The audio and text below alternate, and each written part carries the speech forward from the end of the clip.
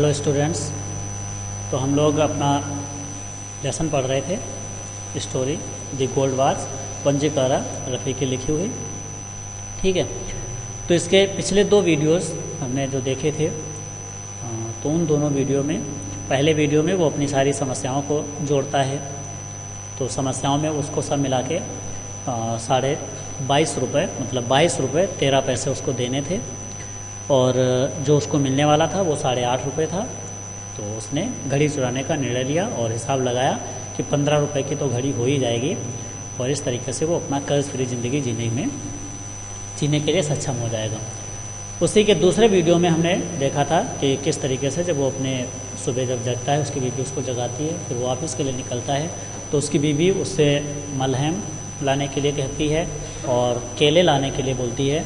और तब वो जब ऑफिस को जा रहा था तो जब उसकी बीवी ने अपने बाएं हाथ से अपना ब्लाउज ऊपर किया तो उसने देखा, शंकु ने देखा कि उसकी बीवी प्रेग्नेंट है और इस तरीके से उसको एहसास होता है कि उसके घर में एक तीसरा बोझ उस पर आने वाला है। तो तभी वो अपना हिसाब लगाता है, कहता है कि ठीक है, अब जैसा भी हो जो भी हो वो ठीक ठाक रहेगा। इस तरीके से वो अपने फैक्ट्री पहुंचता है और फैक्ट्री में पहुंचने के बाद में अपना लंच हुआ। लंच में सभी बाहर चले गए और शंकु वहाँ पर रुक गया। रुकने के बाद में इधर उधर देखा, फिर थोड़ा आगे बढ़ा, फिर इधर उधर देखा, फिर थोड़ा आगे बढ़ा। फैक्ट्री उस पर ऑफिस के पास में पहुँचने के बाद में फिर इधर उधर देखता है और देखने के बाद में जब देखा कि कोई भी नहीं था तो हाथ डाला और घड़ी को उठा लिया। घड़ी को उठाकर अपनी जेब में रखा और जेब में रखने के बाद में फिर तुरंत इधर उधर देखा तो किसी को भी नहीं देखा। लेकिन ऑफिस से जब वो लगभग 10 कदम दूर चल पाया तो उसने वापस देखा तो कॉरिडोर की ओर से एक आदमी उधर उसको जाता हुआ दिखाई दिया। ठीक है, यहाँ तक हमारा दूसरे वीडियो में हुआ था। उसके आगे का अब हम आज पढ़ेंगे। ठीक है, चलिए रिमाइंड कर लेते थोड़ा, देखिए।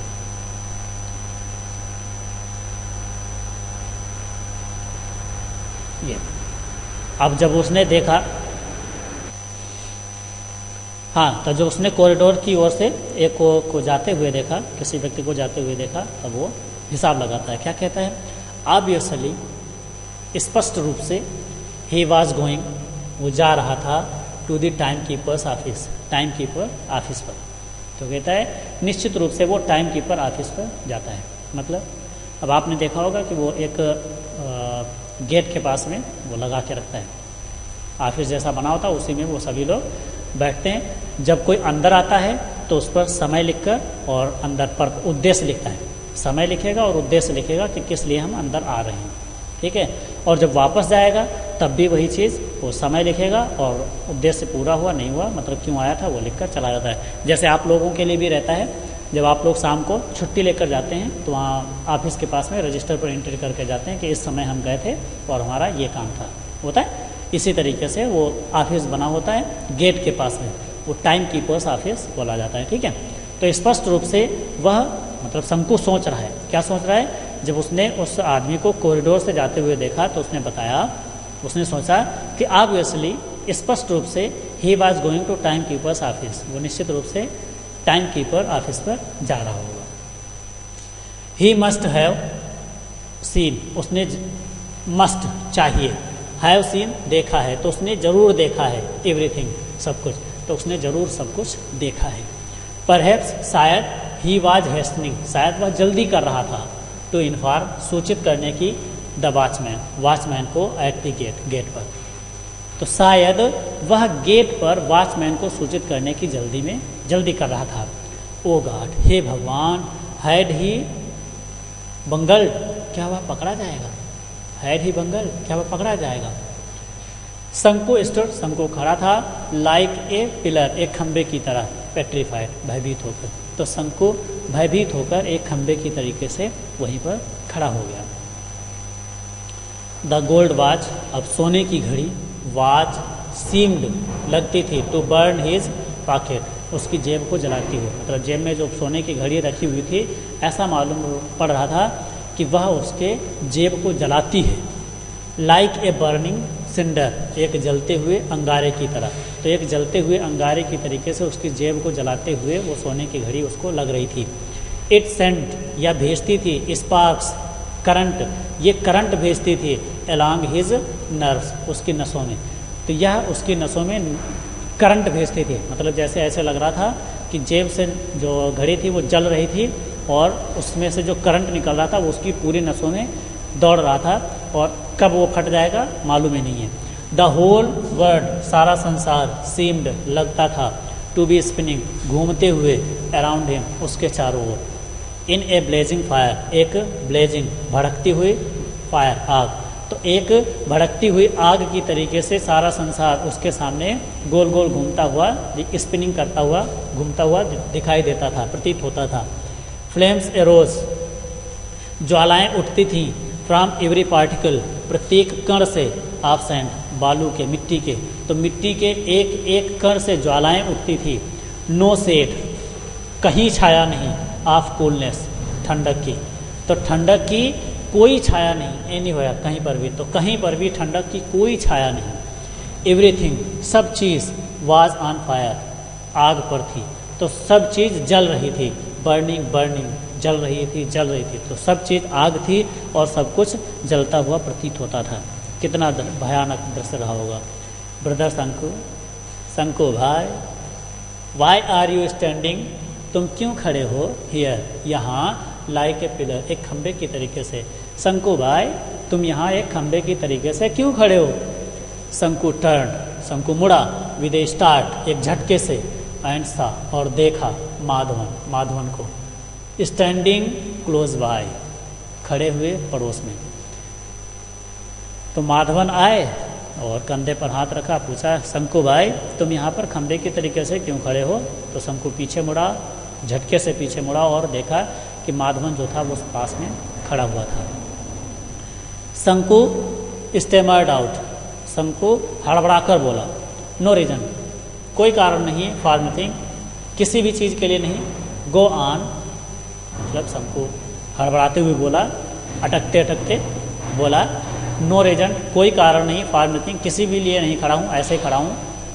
अब वो गो ऑन, लगे रहो, माई लायर, मेरे झूठे, अरे झूठे लगे रहो, मतलब जैसे नहीं हम लोग दोस्ती दोस्ती में करते हैं, चल कमीने, तो वो कमीना थोड़े ना हो जाता ऐसे, चल झूठे या मेरे झूठे लगे रहो।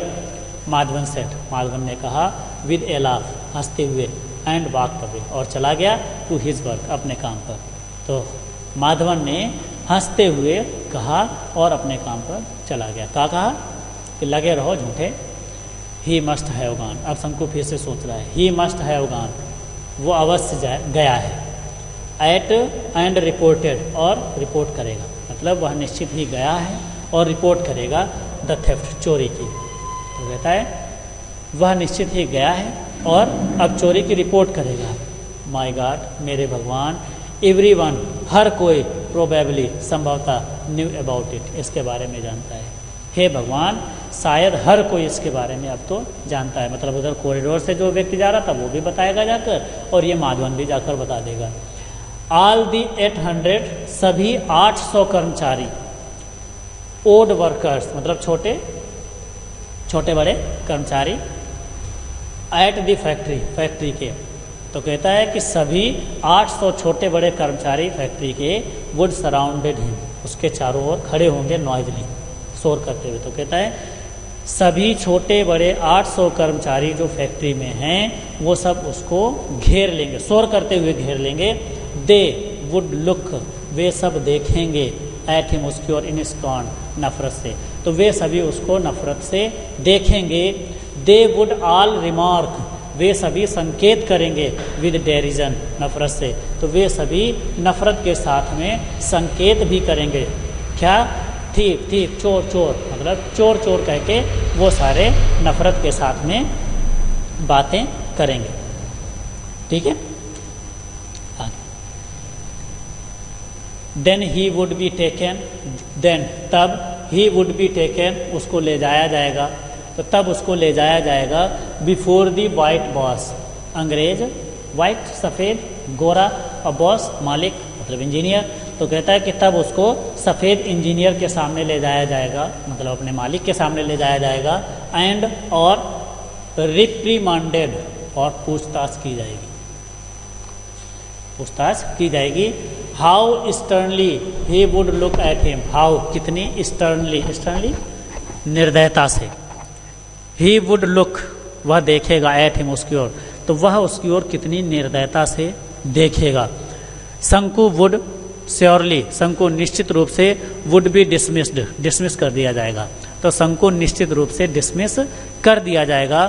दैट फेलो, उस साथी की तरह, कौन साथी, वार्की, वार्की, वाज था डिसमिस, डिसमिस कर दिया गया, जस्ट फॉर टेकिंग, केवल लेने के लिए, एंड ओल्ड अम्ब्रेला, एक पुराना छाता, तो उस साथी वर्की जिसने एक पुराना अम्ब्रेला ले लिया था, पुराना छाता ले लिया था, उसको जैसे डिसमिस किया गया था, उसको भी, शंकु को भी निश्चित रूप से डिसमिस कर दिया जाएगा।